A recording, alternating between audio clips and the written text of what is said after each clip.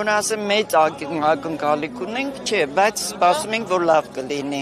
Ինչի համար են փակի տակ պահում Սամվել Կարապետյանին, Տեր հայրերին, ինչի համար են պահում։ Պատճառը ո՞րն է։ Որտեղ ոչ մի առիթ չկա տենց, որ ասես դրա համար ինչ-որ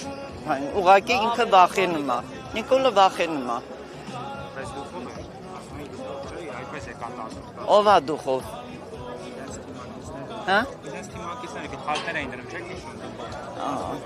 Նրանք ինչ դուխով։ Նրանք պրոստը ղեկի իրանց ձեռքն է, ոնց ուզում ընենց վարվում են ժողովրդի հետ։ Ով դեմ է իրան, նրանց կալանավորում են։ Դե ինչ են Սամվել Կարապետյան բռնել, ինչ են էլեկտրոցանցի վրա հարձակվում, թող գնան յոլա ջրի վրա հարձակվեն, ամբողջ Հայաստանում է կեղտի մեջ է Հայաստանը։ Նաև իմ տունն է կեղտի մեջ։ Տունը փլվում է գլխներից, հոտից չեն կարողանում մնալ։ Կոյուղի, ընդհանուր մագիստրալն է։ Մի 2-3 մետր տեղը փտելա, այդ ջուրը գետնի տակով լցվում է տանտակն ու նկուղը։ Թող ընկնեն յոլա ջրի հետևից, որը որ իր ամբողջ Հայաստանով մեկ տարածված է, փողոցներով, շենքերի տակով,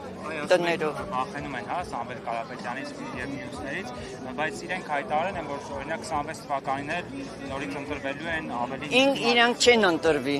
ոչ մեկը ձայն չի տա։ Սիմոնյանը վստահեցրել, որ 50%-ից ավելի ձայն ընտրվի։ Ալենը իր վրա է վստահ, բայց ուրիշների տեղ, մեր տեղը չի կարող խոսալ։ Ալեն ով եղավ, որ վստահ լինի, ժողովրդի տեղը խոսան։ Ցախ կյանքում ինչ նստել են, ստե ժողովրդի անունից խոսում են։ Իրանք իրավունք չունեն ժողովրդի անունից խոսան, ելույթ ունենան։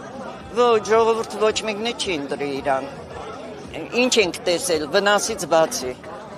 Ժողովուրդը ոչ մի լավ բան չի տեսել։ Ուրիշ ինչ ասեմ։ Եվ ամփոփելով ինչ խոսում եք, օրինակ, Դե ամփոփելով ես կասեի, որ ժողովուրդը հաղթելու է Սամվել Կարապետյանի հետ միասին եւ Տեր հայրերի հետ միասին։ Հաղթելու ենք, ոնց դասենչ չի լինի։ ում եք հաղթելու։ Նիկոլին իր թիմով հանդերձ ժողովուրդը հաղթելու է։